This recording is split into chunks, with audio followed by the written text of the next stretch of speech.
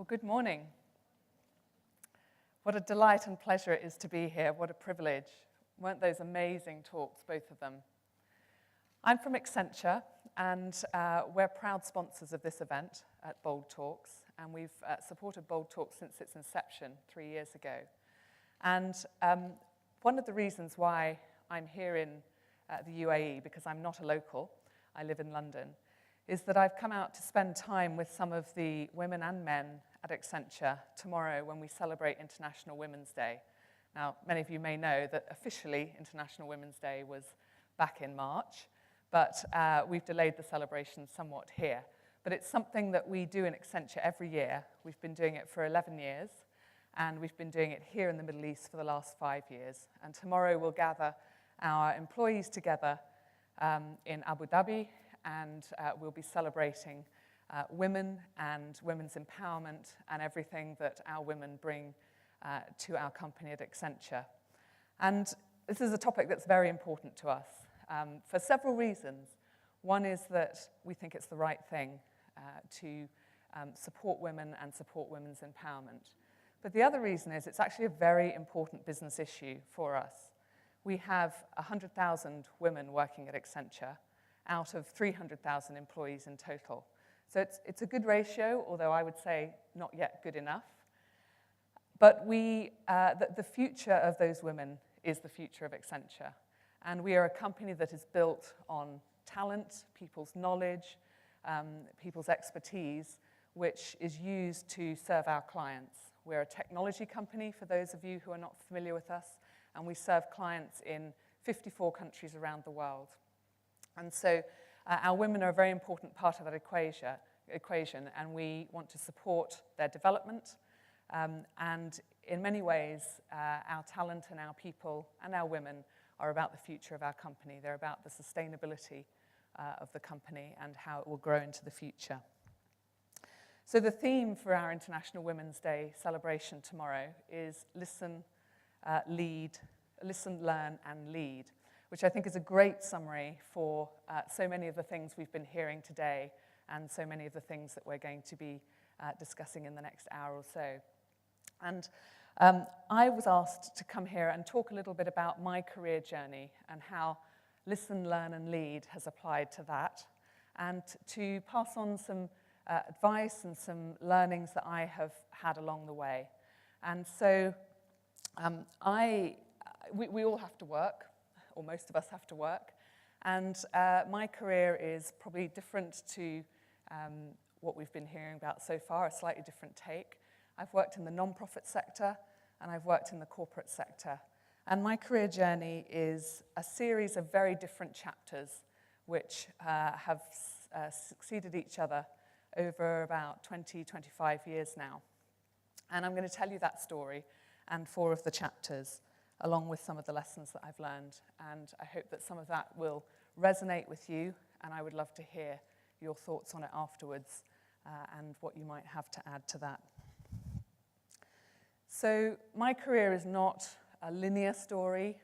I didn't start as a miniature version of what I am today, career-wise. It's a very non-sequential story. And if you imagine a climbing wall, when people go up a climbing wall or a rock face, they don't go up in a straight line. They move around. They reach to the side for a handhold. Maybe they take a leap of faith at some point, or they pause for breath. And that characterizes my career quite well. I started my career in my professional working career in Thailand. And I want you all to visualize a small jungle valley in the mountains of Thailand. And there are wispy clouds floating around the top of the mountains. And there are very deep stone cliffs. And in one of those valleys are a group of bamboo huts. And that's where I started my career. And the people who lived in those huts were refugees. And the place was on the edge of a war zone. And most of the people who lived in that village had tragic stories of personal loss. Many were landmine victims. Many had lost members of their family. And they had all fled from Burma. And I was there to work on some education programs with them. and to develop materials that were relevant to the people living in those villages. Because when you live in a jungle village and you're a refugee, most of the English language materials that are available are irrelevant to you and they're meaningless. And it's hard to learn English when you look at a book with an ocean liner or an escalator or a supermarket, and it means nothing to you. So my job was to figure out how to create materials that would be relevant to the people in those villages. And in order to do that, I had to listen hard and understand their lives, their cultures, the things that motivated them, and turn those things into meaningful educational materials. And it was a big learning journey for me. I was often outside my comfort zone. I had to learn to live in a culture that was unfamiliar. I didn't speak the language. I was desperate not to offend, and I needed to earn the trust of the people that I was living with so that they could help me and I could help them. But it was an incredibly rewarding experience. I could see the results of what I was doing. They were concrete results, and I felt that what I was doing was making a difference and helping others. The second chapter in my career story is in the corporate world, and I joined Accenture soon after leaving the village in Thailand and became a management consultant. And on the face of it, that looks like a very dramatic shift. But it turns out that I actually had a lot of the skills that are needed for management consulting. I had been consulting to a rather unconventional set of clients in a jungle village, but nonetheless, I had been working with them to understand their needs and their requirements, to figure out the solutions that could meet those needs, and to build trusting relationships with them. And that's basically what is needed when you go into management consulting. I just had to reimagine my skills and my career capital in a different context. And while I was at Accenture, there were many women that I learned from, but there were also many, many men that I learned from. And those years in consulting, almost 10 years, were a time of really rapid learning, a real sort of stretch set of activities and tasks. And one of the most important lessons that I learned during that time was that if you don't stretch yourself, you don't learn, and that it's okay to feel uncomfortable when you're learning. And I think that there's a lot of talk, I think, about women and how they like to have things all prepared, all perfect, make sure they're fully in control of the sort of knowledge or situation before they embark on things. There's lots of discussion about women's hesitation to perhaps ask for promotions or to put themselves forward in the corporate environment for new opportunities.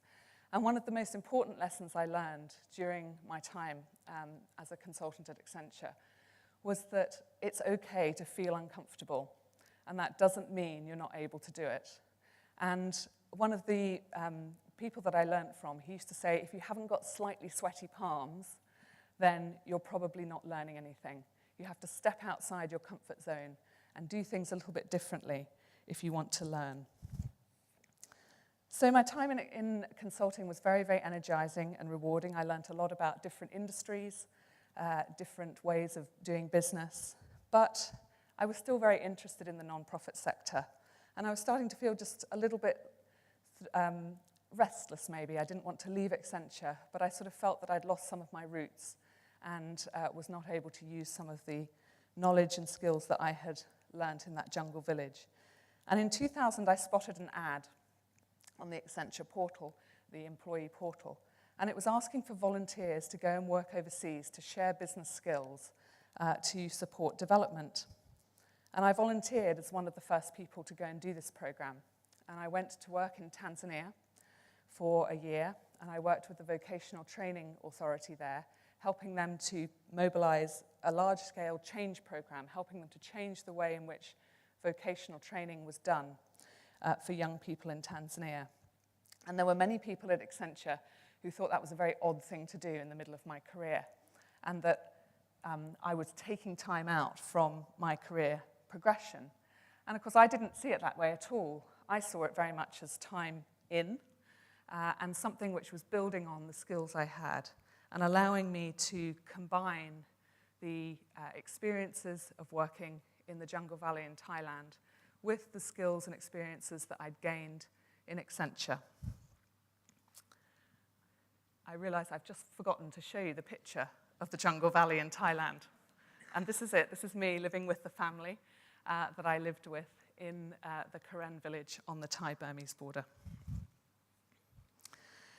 So in Tanzania, I spent a lot of time working with people in the villages, helping them to understand their learning needs and the ways in which they might be able to be more productive and, in this case, much safer. These are small-scale artisanal gold miners in a tiny village about 2 days' drive from the nearest town in Tanzania. And we were helping to structure training materials and learning materials for those men so that they could more safely mine the gold that was their livelihood. When I was in Tanzania, a colleague of mine called Gib Bullock got in touch because he had a vision for doing what we were doing. He was also away on a similar program. He had a vision that we could do this at much greater scale, that perhaps we could mobilize more people inside Accenture to get involved and to use their business skills in this slightly different context. And he had a vision for what became known as Accenture Development Partnerships, which is a social enterprise which essentially takes all of the skills from and the business expertise from inside Accenture and makes them available to the aid industry, the aid and development sector, in order to improve the performance and the capacity of non-profit organizations, some of the largest non-profits in the world, as well as some of the very small ones. And this was a time of experimenting. We were learning by doing new things. We were breaking boundaries. This was a new idea inside Accenture. Running a social enterprise inside a large corporate organization is quite an interesting experience. It's a bit like sort of tissue rejection, really. You have this large corporate, and then you have this innovative, small organization trying to operate inside and break a lot of rules. So it was a time of applying that learning that I had of not always being perfect, of always feeling a little bit outside your comfort zone, but being able to push the boundaries and promote change and achieve change from inside and for a social impact. During my time setting up Accenture Development Partnerships, I got to know our international chairman. And unbeknownst to me, he was thinking about ways of increasing the extent to which Accenture could create positive social impact. And he asked me whether I would come and help him set up a new corporate function inside the business to look after our corporate responsibility agenda, our CSR, our corporate citizenship, which is essentially the way in which the company interacts with the wider community, whether that's with regard to our environmental footprint, with regard to our social contributions and impact, and the way in which we are able to contribute to the communities where we operate as a business and where our people live.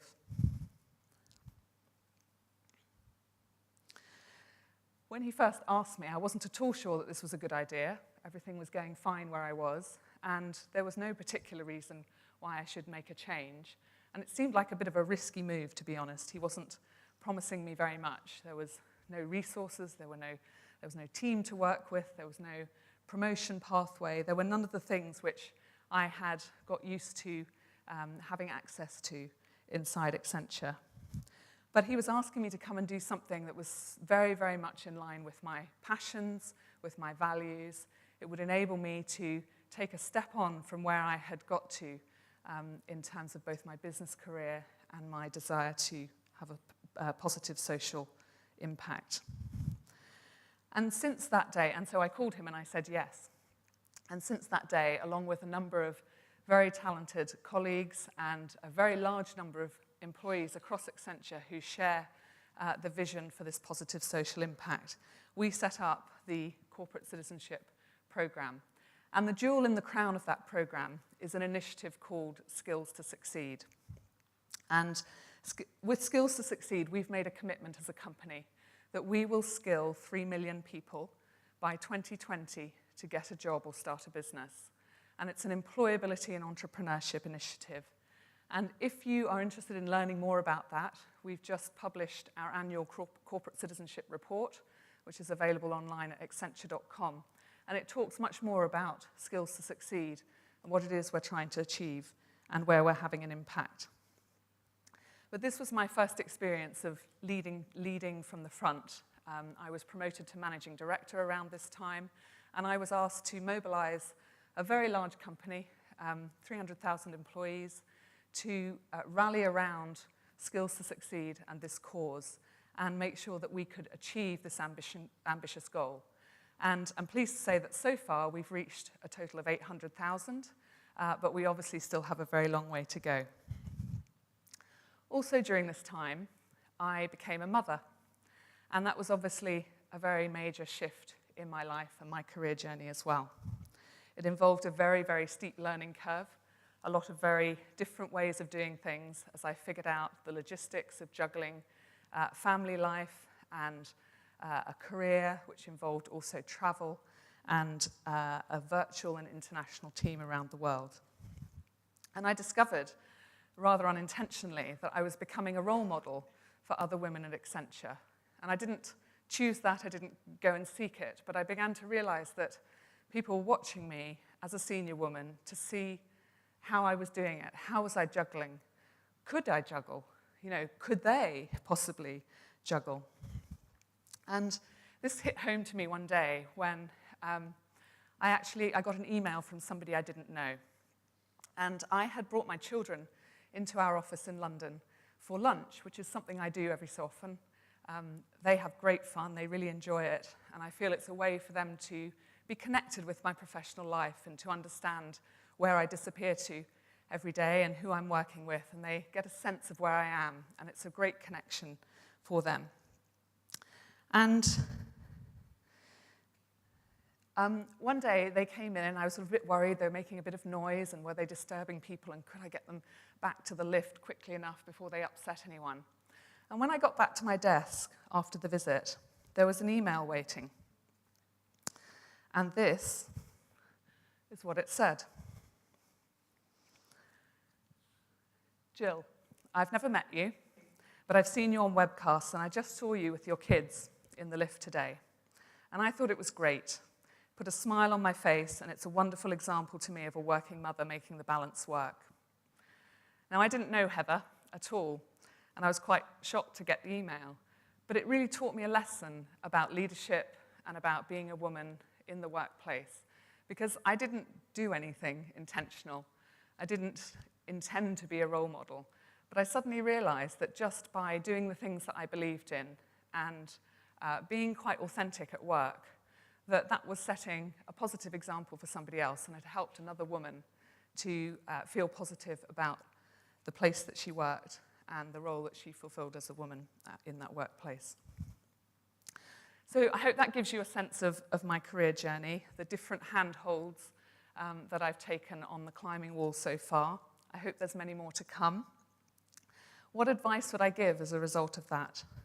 Well, sticking with the listen, learn, and lead theme, I guess I would say three things. One is, listen out for all the opportunities. There's so many distractions in our world today. Accenture did some research recently and surveyed women and men, and the results came back saying that 65% of people find it much harder to concentrate and find many more distractions to their listening now than they did a year or two ago. And we have so much technology impinging on our lives, the pace of change and the pace of life is so fast that sometimes it's hard to listen out for the opportunities.